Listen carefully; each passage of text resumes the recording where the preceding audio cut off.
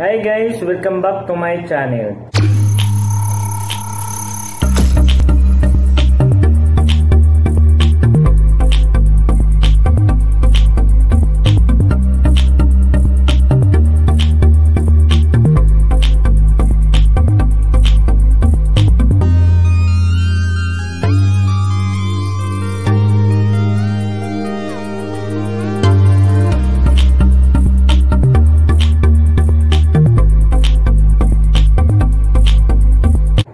Sa ngayon guys, ang ituturo ko naman po sa inyo ay yung kung paano gumawa ng internet cable, okay?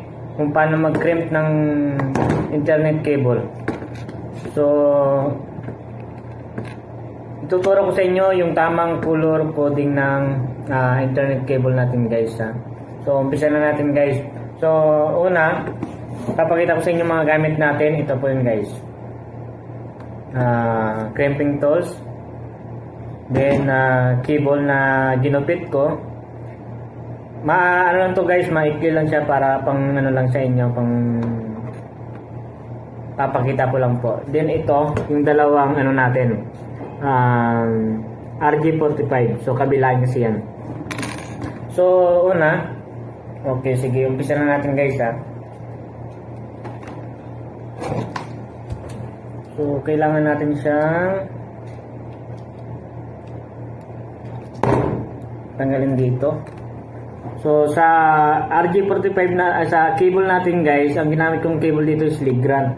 So, meron tayong 8 kulay ng sa isang kable mo 8 kulay na kable din ito. So, ipapakita ko sa inyo. White, orange. Meron siyang white, green. Then, blue. Then, white, blue. Tsaka, white, brown. So, ang ituturo ko na sa inyo ngayon, yung tamang color coding ng internet cable natin. So, okay, first, white, orange. Second, orange, then third white, green, yun ang tama, white, green, then blue na siya, then white, blue, yan po yun guys, then green.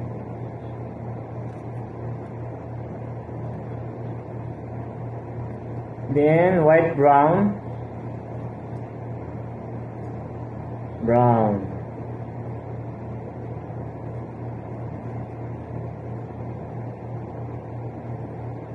So ito guys, yan. White, orange, white, green, blue, white, blue, green, white, brown. So ito, kailangan na natin siyang putulin.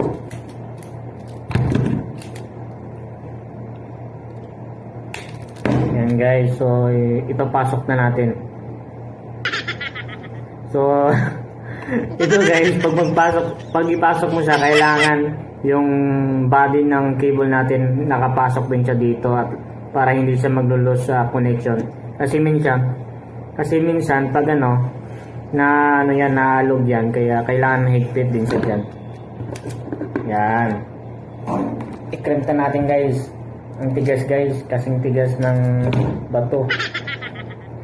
So, natapos na natin yung isang side. So, pangalawang side na naman tayo guys. Sa isang side na naman tayo guys.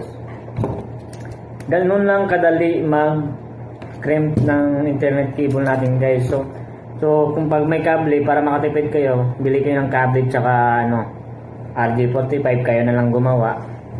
Kasi mahal din to pag bibilin mo. So, yun, ulitin ko yung correct color coding natin sa internet natin guys. First, white, orange. Then second, orange. Then third, white, green. Then fourth is blue. Then yung pip is white blue. Then yung 6 green. Then yung 7 white brown, din yung 8 brown. So yun po yung ano natin sa correct coding ng internet cable natin, guys. So ganun lang kadali.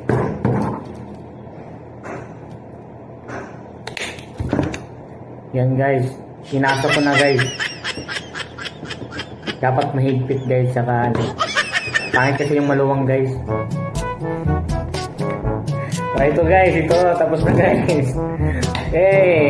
So yan, nakabuo na po tayo ng internet cable. Pwede mo na siyang gamitin to sa laptop mo, kung masyadong malayo yung pwede mo din magdagdagan yung haba ng cable na i-crimp mo. So yun, guys, so next na kita-kits ulit tayo sa next vlog natin, guys. So mayroon akong mga ipapakita sa inyo na about sa IT, ganun. So hanggang dito na lang, guys. Bye!